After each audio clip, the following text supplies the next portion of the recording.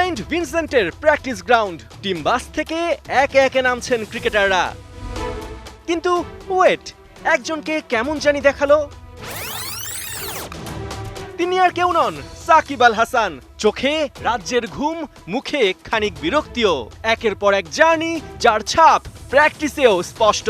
বড় শটের বদলে ধীরে সুস্থে কাভার ড্রাইভে ঘুম কাটানোর চেষ্টা। কিন্তু কথা হলো, সাকিবের ঘুম কাটলেও টি-20তে বাংলাদেশের ঘুম ভাঙবে কবে? অবস্থা এমন দাঁড়িয়েছে, আফগানদের বিপক্ষে সান্ত্বনাসূচক জয়ই এখন টাইগারদের একমাত্র চাওয়া। কিন্তু রাশিদরা যে ফর্মে আছে, তাতে মঙ্গলবার ম্যাচের পর বাংলাদেশকে কে সান্ত্বনা দেবে, এখন সেটাই বড় প্রশ্ন। বিশ্বকাপে প্রথমে নিউজিল্যান্ড, তারপর অস্ট্রেলিয়া, দুই বিগ ফিশ শিকার করে তরতর করে এগিয়ে যাচ্ছে আফগানিস্তান।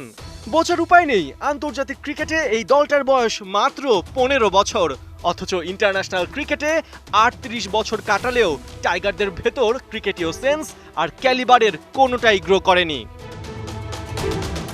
টি-20তে হেড টু হেড পরিসংখ্যানে বাংলাদেশকে রীতিমতো পেছনে ফেলেছে আফগানিস্তান। 11 ম্যাচে বাংলাদেশের জয় 5টায় আর আফগানদের জয় 6 ম্যাচে।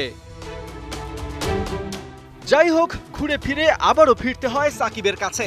এবারের বিশ্বকাপে 6 ম্যাচে করেছেন 111 রান। স্ট্রাইক রেট দেখলেই বোঝা যায় গায়ের জোরে বল ঠেলছেন। ভালো কথা, বল হাতেও super flop tiger allrounder. 13 over হাত ঘুরিয়ে উইকেট পেয়েছেন মাত্র 3টা, রান বিলিয়েছেন মুক্ত হস্তে। স্ট্যাট অনুযায়ী আফগানিস্তান ম্যাচে সাকিবই বাংলাদেশের ট্রাম্প কার্ড। আফগানদের বিপক্ষে 11 ফেস টু ফেসে বাংলাদেশের পক্ষে সাকিবেরই হাইয়েস্ট উইকেট। রানের বিচারে অবশ্য তার উপরে আছেন মাহমুদুল্লাহ, তবে খুশি হবার কারণ নাই, ব্যাটে বলে অফ ফর্মে সবাই। অন্যদিকে ম্যাচের আগেই রাসেল ভাইপারের মতো আতঙ্ক ছড়াচ্ছে আফগানরা। ওদের ওপেনার রহমানুল্লাহ গুরবাজ তো ফনা তুলে বসে আছেন মোস্তাফিজদের ছোবল দিতে। এবারের বিশ্বকাপে 6 ম্যাচে করেছেন 3টা হাফ সেঞ্চুরি, যার 2টা আবার নিউজিল্যান্ড আর অস্ট্রেলিয়ার বিপক্ষে।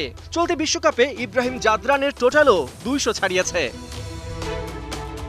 অন্যদিকে বোলিংয়ে ফাজল হক ফারুকি 15 উইকেট নিয়ে এখন বিশ্বকাপের হাইয়েস্ট উইকেট টেকার। পাশাপাশি রাশিদ খানও তুলে নিয়েছেন 10 উইকেট।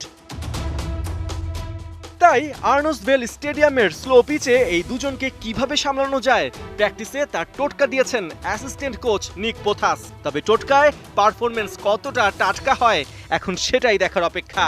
মঙ্গলবার ম্যাচ শুরু সকাল 6:30টায়।